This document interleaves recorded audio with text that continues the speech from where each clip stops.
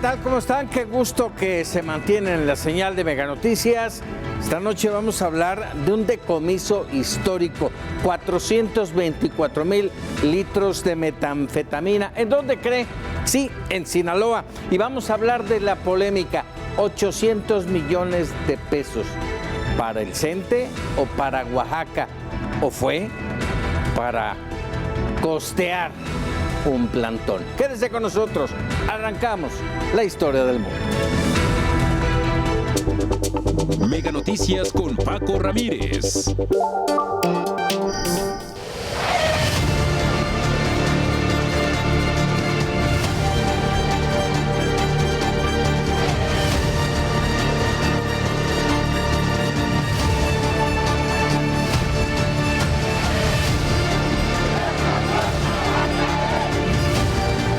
Por niveles educativos. Por ejemplo, son recursos que van a telesecundarias, a primarias, a preescolar, dependiendo de la necesidad. 25 días de protestas, plantones, bloqueos, miles de niños sin clases, pérdidas millonarias para miles de comercios y una exigencia central no cumplida. La CENTE regresa a clases, pero nos deja una duda. ¿Dobló al gobierno o el gobierno le compró tiempo?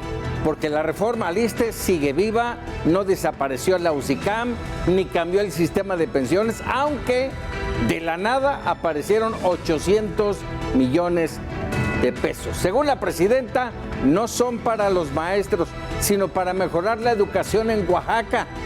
Extraoficialmente parece el precio de desmontar un plantón incómodo. ¿De dónde el recurso? ¿Les costará igual Guerrero, Zacatecas, Michoacán y Chiapas? Vámonos con los datos. Leticia Alcántara. Este fin de semana trascendió que el gobierno federal habría entregado 800 millones de pesos a la sección 22 de la Coordinadora Nacional de Trabajadores de la Educación para poner fin al plantón que mantuvieron en el Zócalo capitalino.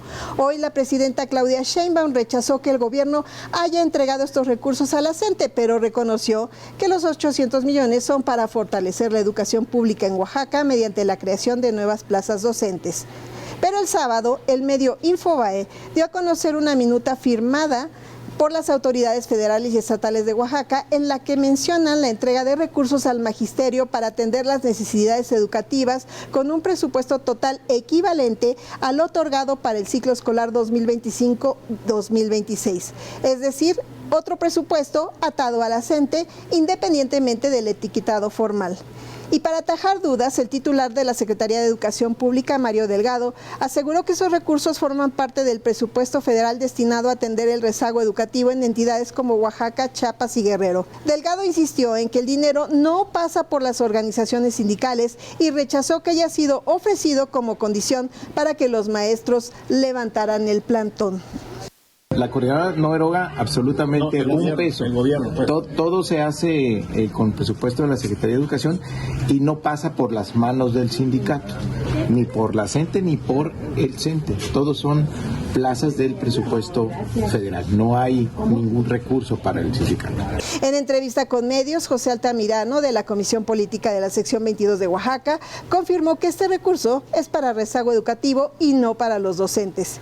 Sea como sea, el sábado los secretarios generales de distintas secciones de la CENTE dieron a conocer el cese de la huelga y retiraron el plantón pese a no haber obtenido la resolución de una de sus demandas principales, la abrogación de la ley del ISSSTE de 2007. ¿Y usted qué piensa? ¿De verdad será que ese dinero será una inversión educativa y que no pasará por las manos de la CENTE o fue un pago para que el magisterio disidente desarmara su movimiento? Un misterio de 800 millones que queda pendiente. Regreso con ustedes. Así es, muchas gracias, Leticia, y establecemos comunicación con José Altamirano, integrante de la Comisión Política de la sección 22 allá en Oaxaca. José, ¿cómo estás? Un gusto saludarte, muchas gracias por esta comunicación. Y bueno, a ver, esa duda que mencionaba Leticia Alcántara en su reporte, ¿qué pasó con los 800 millones de pesos? No, primero, buenas noches. Buenas noches. Los 800 millones o la cantidad del gobierno federal es un recurso recurso que va hacia el rezago educativo del estado de Oaxaca. Lo va a manejar la Secretaría de Educación Pública a través del FONE, ¿no? Y es exclusivamente para un tema de nuevas necesidades, como lo pueden ser docentes, personal de apoyo y asistencia a la educación, algún mejoramiento en infraestructura de las escuelas, algún mejoramiento en el apoyo para los propios estudiantes en el proceso de enseñanza-aprendizaje. Hablemos de algún incentivo para los alumnos. En su momento fueron becas para los estudiantes en cuanto a útiles y uniformes escolares, etcétera. Para allá es el recurso relacionado al rezago educativo. De ninguna manera pasa ni por el sindicato de la sección 22 ni por la Coordinadora Nacional de los Trabajadores de la Educación. Lo va a manejar exclusivamente la SEP a través del FONE y es para el rezago educativo en el estado de Oaxaca. Déjame preguntarte, a ver, entendiendo esto de los 800 millones, el viernes ya lo comentaba yo aquí, se decidieron retirar el plantón, regresar a Oaxaca. Entiendo también que lo hacen para reacomodarse y ver qué ha pasado, pero después de 25 días, José, ¿qué ganó la CENTE? ¿Qué ganó la sección 22? Porque su principal demanda no fue atendida. Bueno, primero decir que en el plano nacional, la Coordinadora Nacional de Trabajadores de la Educación sigue desnudando la política del Estado mexicano, en donde a través de los medios de comunicación dicen que están abiertos al diálogo, pero no hay resolución a las problemáticas de fondo. Seguimos diciendo que en su momento la Presidenta de la República planteó que el tema de pensiones era una injusticia para el Magisterio Nacional, pero que hoy, que ya es presidenta, lo único que plantea es que no hay un tema económico o hacendario para poder solventar esta situación, y se niega a sentarse con la CENTE para dar la cara y para poder solucionar un tema pensionario que en toda dimensión es justicia para el trabajador en el marco de una jubilación digna. Ok, y reitero entonces mi pregunta. ¿Qué ganaron? ¿Regresaron a Oaxaca, José, con las manos vacías? No. Primero, es un receso para una reorganización de la CENTE. Si usted lo quiere mezclar con el tema de los 800 millones, quiero ser muy claro. No te lo pregunté 800, por ahí. No te lo pregunté. Te dije, a ver, quiero no ganaron. ¿Qué ganaron? Desnudar al Estado mexicano. Decir que hasta el día de hoy no cumple sus promesas. Decir que en materia educativa, decir que en materia pensionaria a la coordinadora no le han respetado un tema de justicia. Y eso no significa que bajemos nuestras banderas. Vamos a regresar, nos vamos a reorganizar y vamos a discutir las nuevas estrategias para obligar al Estado mexicano a que resuelva un tema de justicia para los trabajadores. ¿Para cuándo, José? En el mes de julio está próxima nuestra Asamblea Nacional Representativa, donde todos los contingentes de la CENTE nuevamente vuelven a discutir, se hace una valoración de la última jornada de esta etapa, y estaremos valorando si es a corto o mediano plazo que tendremos que estar saliendo nuevamente a las calles y estar determinando las acciones a seguir, porque nuestras demandas siguen inamovibles. ¿Esas demandas nos las podrías recordar para la audiencia, por supuesto? Sí, claro. Estamos hablando de la abrogación a la ley del ISSSTE 2007, en donde los trabajadores el día de hoy se autopensionan, ellos mismos tienen que estar ahorrando para su jubilación, y no está haciendo su jubilación la aportación el Estado mexicano, como es lo que le correspondería como patrón. Y en el segundo término está una nueva reforma educativa, en donde nosotros estamos hablando que sea incluyente, tomando en cuenta a los actores del proceso de enseñanza-aprendizaje, docentes, estudiantes, padres de familia, comunidad, en donde nosotros también podamos salir del artículo 3º y regresar al 123, apartado B constitucional. ¿Y por qué no decirlo? También estamos hablando de una mejora salarial, porque lo que es el aumento en este año, pues realmente no repercute en el 0,7, quitando todos los impuestos que se van dando en el transcurso, pues, y que nada tienen que ver con la inflación en el país. Esta parte de la reforma educativa es importante. A ver, Oaxaca, concretamente Oaxaca, está dentro del grupo, válgame decirlo así, dentro del grupo de entidades con el mayor rezago educativo. ¿Es así? Sí, tenemos un tema de rezago educativo en cuanto a personal, en cuanto a infraestructura, en cuanto a condiciones para los estudiantes, pero también decir que a la vanguardia estamos hoy en una propuesta en materia educativa en el aula, a través de nuestro plan para la transformación de la educación en Oaxaca, que es un planteamiento desde hace años que tenemos en el marco educativo. ¿Y qué dice la Secretaría de Educación? No nos hemos o no han aceptado la propuesta que hemos puesto en la mesa respecto al tema ni de pensiones ni educativo, porque sí hay una propuesta de la Coordinadora Nacional. Nosotros decimos que los entes del proceso educativo tienen que ser los que elaboren dicha propuesta educativa. No pueden ser especialistas o gente traída del extranjero, sino tenemos que ser los que vivimos la realidad día con día, que elaboremos un nuevo proyecto educativo, ¿no? Para, sobre todo, al servicio del pueblo. ¿Cuál, a ver, ese servicio al pueblo, José Altamirano, cuál sería la línea específica? ¿Hacia dónde iría esa reforma educativa en la que hasta hoy pareciera que los niños no existen? Los niños son el eje fundamental de todo proceso educativo. Así es. ¿No? Y nosotros lo hemos valorado siempre. En nuestro plan para la transformación de la educación en Oaxaca decimos que debe ser una educación científica, laica, gratuita, humanitaria, que genere un análisis crítico de la realidad de los estudiantes, no que solamente se les inculquen pensamientos, sino que deben de criticar lo que están pasando en su realidad para poder transformarla. Incluso en el estado de Oaxaca, pues todavía hacemos rescate de nuestras costumbres, de nuestras lenguas, de todo ese enfoque multicultural que tenemos en el estado. Entonces, es un planteamiento incluyente. Y hay que decirlo, hay algunos elementos de su famosa nueva escuela mexicana que retomaron a partir de la discusión que tenía la Coordinadora Nacional de los Trabajadores de la Educación y que hoy se la quieren adjudicar el Estado mexicano.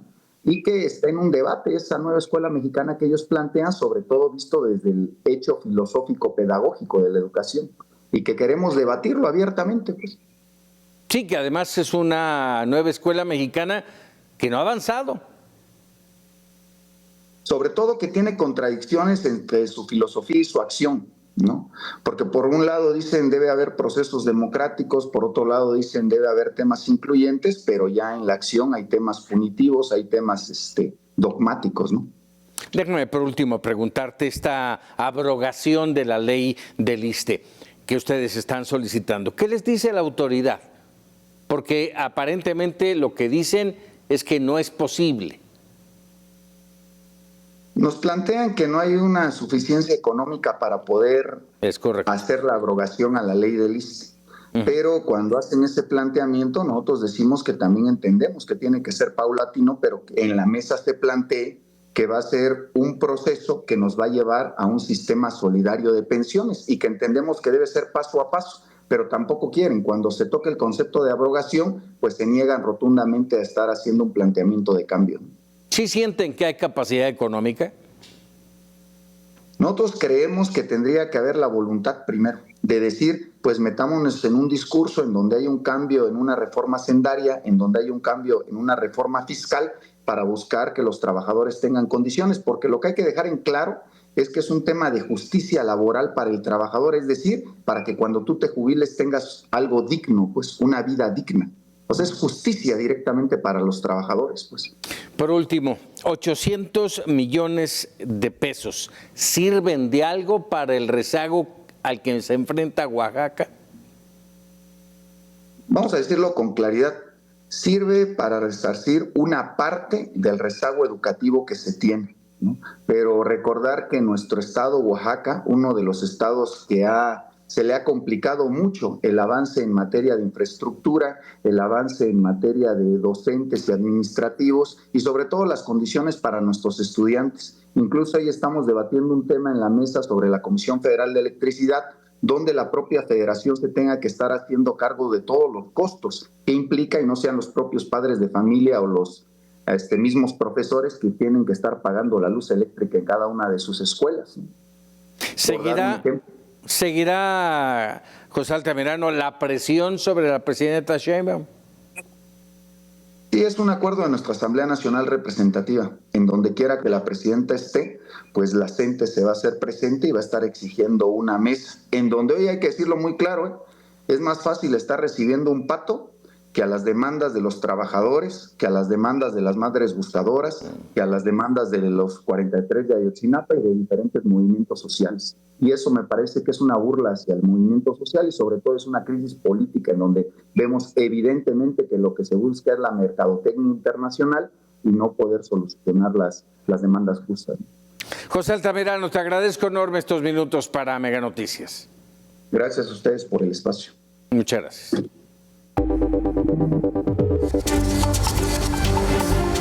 Quienes deberían ser los primeros defensores de la educación son los que dejan a millones de niños sin clases. Mientras la coordinadora y los sindicatos realizan protestas, más de 1.4 millones de estudiantes han visto interrumpido su aprendizaje. ¿Qué se está defendiendo exactamente? No basta con exigir mejores condiciones laborales. ¿Realmente son maestros en alguna asignatura? ¿Están actualizados? ¿Saben cómo enseñar? Y hay una realidad todavía más dura. Aunque regresen a las aulas, millones de estudiantes seguirán atrapados en un sistema que produce cada vez menos aprendizaje. En México, los alumnos avanzan de grado sin dominar lectura, matemáticas o comprensión básica. Por ley, no está permitido reprobar, pero tampoco pueden aprender. El daño no se mide en días perdidos, se mide en jóvenes que llegarán al mercado laboral con aún menos herramientas para competir. En una pobreza que se hereda por generaciones, porque la educación nunca fue el elevador social y al gobierno nunca le ha interesado. Hipotecaron la educación porque les va como anillo al dedo.